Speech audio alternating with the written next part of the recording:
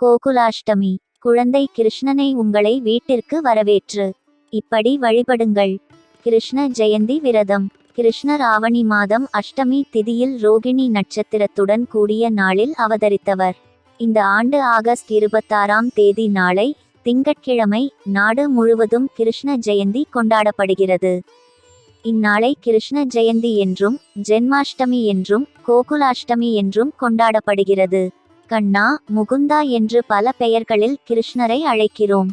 பகவான் கிருஷ்ணர் நம் வீட்டிற்கு வந்து அருள்பாலிப்பதே கோகுலாஷ்டமியின் முக்கிய அம்சமாக பார்க்கப்படுகிறது. என்ன செய்ய வேண்டும்? கிருஷ்ண ஜெயந்தியன்று காலை லட்சுமியின் அம்சமான பசுவுக்கு உணவளிக்க வேண்டும். பூஜை அறையில் கண்ணன் படம் அல்லது விக்கிரகம் வைத்து அலங்காரம் செய்து இருபுறமும் குத்துவிளக்கேற்றி நடுவே பூஜை பொருட்களான தேங்காய், வெற்றிலை பாக்கு, பூ, பழம் வைக்க வேண்டும்.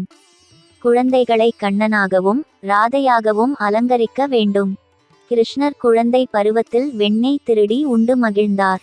இதனால் அவருக்கு மிகவும் பிரியமான பால், தயிர், வெண்ணெய், அவல், நாவற்பழம், கொய்யாப்பழம், விளாம்பழம், வாழைப்பழம் போன்ற பழங்கள் மற்றும் வெண்ணெய் சர்க்கரை கலந்த நவநீதம் என்னும் கலவையை நைவேத்தியமாக படைக்க வேண்டும்.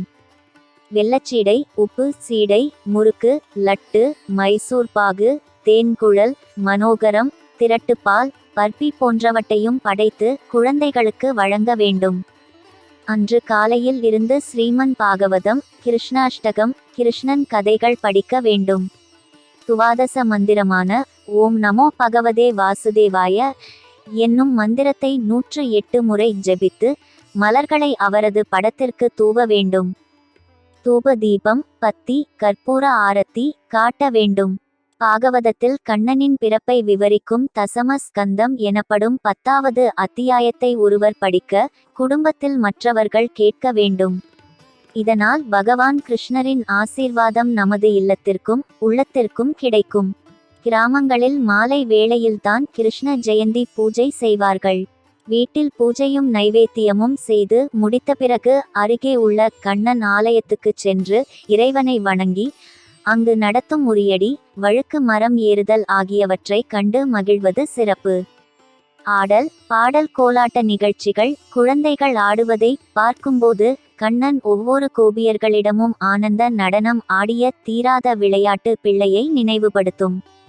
எப்படி விரதம் இருக்க வேண்டும்? உணவில்லா விரதம். கிருஷ்ண ஜெயந்தி அன்று காலை முதல் உணவு, நீர் என எந்தவொரு வகையான உணவையும் எடுத்து கொள்ளாமல் விரதத்தை மேற்கொள்வார்கள்.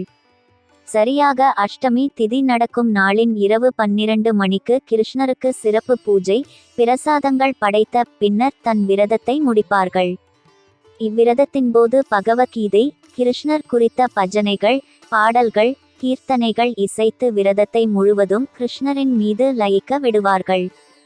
திரவ உணவுடன் விரதம். பணிக்கு செல்ல வேண்டிய கட்டாயத்தில் இருப்பவர்கள் விரதம் இருக்க விரும்பினால் காலையிலிருந்து எந்த ஒரு திட ஆகாரத்தையும் எடுத்துக்கொள்ளாமல் நீர், பழங்கள், பழச்சாறு, பால் போன்ற திரவ ஆகாரத்தை எடுத்துக்கொண்டு விரதம் இருக்கலாம்.